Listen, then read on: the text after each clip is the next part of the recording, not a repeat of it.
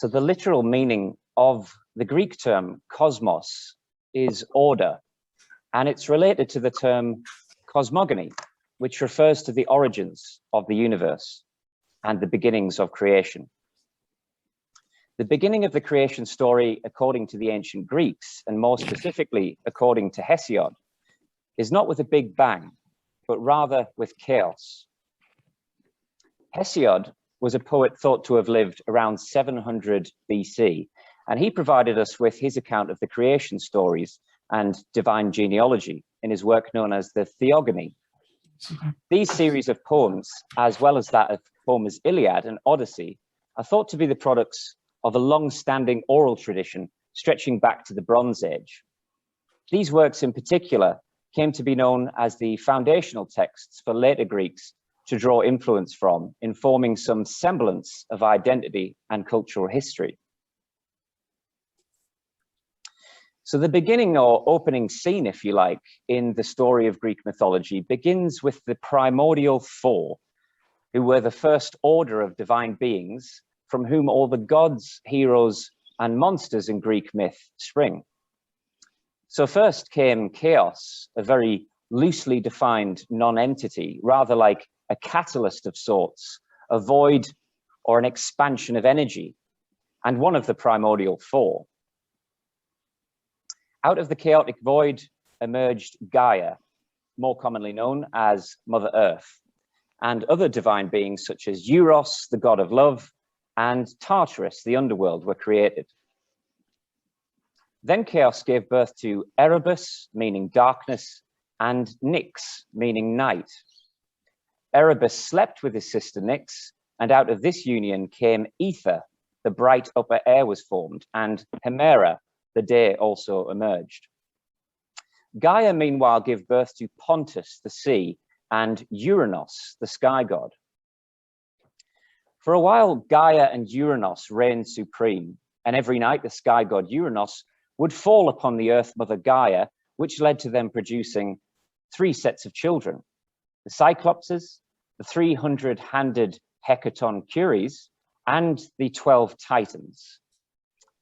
Uranos was revolted at the sight of these strange and ugly creatures that he and his partner Gaia had begotten. And in a tone of repugnance, he cursed them, saying, "For offending my eyes, you shall never see the light again." And with that, he pushed them all back into the womb of Gaia. Now, being that Gaia was Mother Earth, this can probably be interpreted to mean that he buried them underground. Gaia was despondent and outraged at this immense act of cruelty. She took herself off to gather her thoughts and hatch an incisive, and you might say, cutting plan to avenge her children. Erebus and Nyx, meanwhile, continued to procreate. Then along came Charon, who would soon be employed with the task of acting as ferryman for the dead. He's not listed in this genealogy, but worth mentioning nonetheless.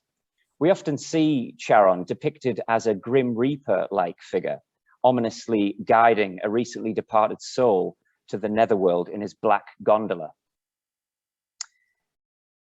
Then came Hypnos, the personification of sleep, and where we get the word hypnotic from. He had a son named Morpheus, the god of dreams. His name denotes fantasy, the morphing of dreams, and morphine, the drug. Sleep's brother was known as Thanatos, or Death himself. The Romans called him Mors, which is etymologically related to the word mortals, mortuaries, and mortification.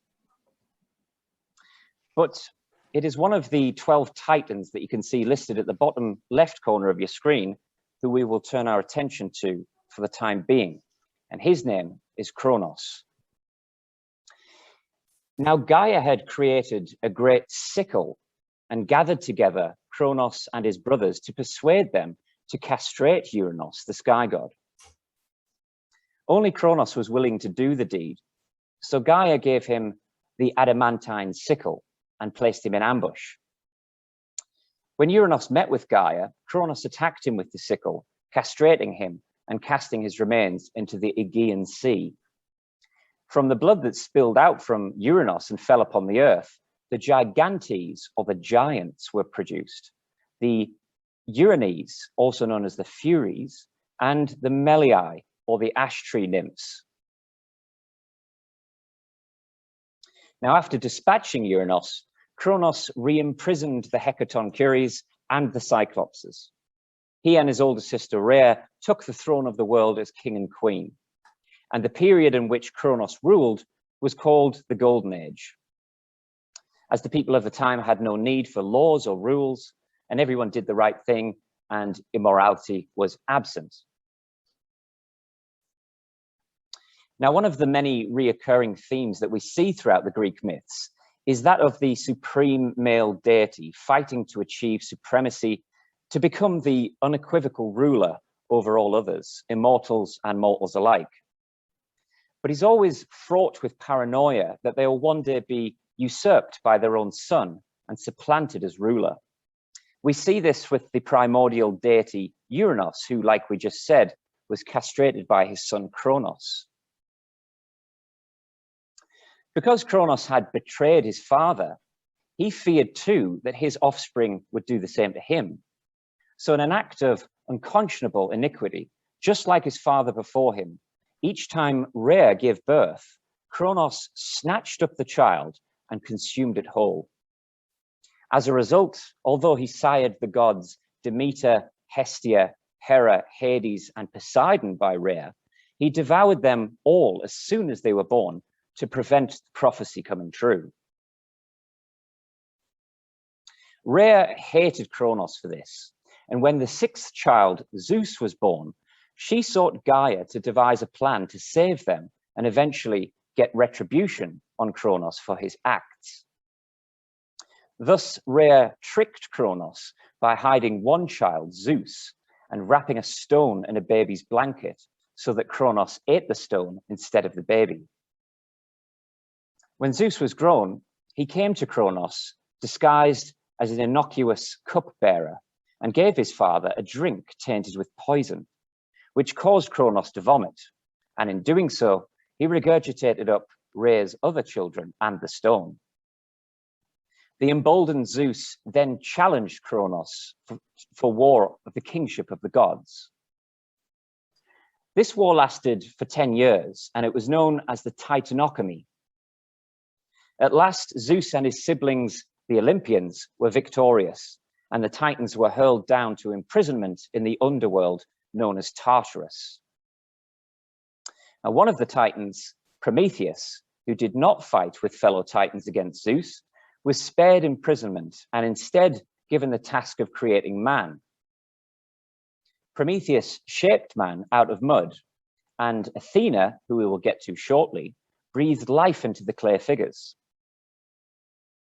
Prometheus made man stand upright as the gods did and gave him the gift of fire, although forbidden to do so by Zeus, as he feared it would grant them powers to rival the sky god himself. Prometheus tricked Zeus. Firstly, as the humans offered up an animal sacrifice to Zeus, he told them to retain the succulent meat for themselves and leave only the fat upon the sacrificial altar. He then snuck a tiny flame into a fennel stalk and furtively gave it to mankind so that they might cook their food. When Zeus found out about this betrayal, he was incensed with rage. The punishment he decided to mete out was twofold. Firstly, he had Prometheus chained to the Caucasus Mountains for eternity, and every morning an eagle would descend upon the fettered Prometheus and savagely eat out his liver. However, being that Prometheus was an immortal, his liver would grow back as good as new every day, only for the torment to be repeated again the next morning. Now, aside from being the supreme god who ruled over both mortals and immortals, Zeus was always an inveterate philanderer, and he had a number of consorts before, during, and after his marriage to Hera. Zeus's first and favorite lover was Metis, a Titan goddess and mother of Athena. He later married Themis, Titan goddess of tradition, with whom he had 6 children. He then developed an interest in Demeter, technically his sister, but this didn't seem to bother him as Hera was also technically his sister. But Demeter, the goddess of the harvest, resisted him. His third wife was Mnemosyne, the goddess of memory, where we get the term mnemonic from. She gave birth to the 9 muses.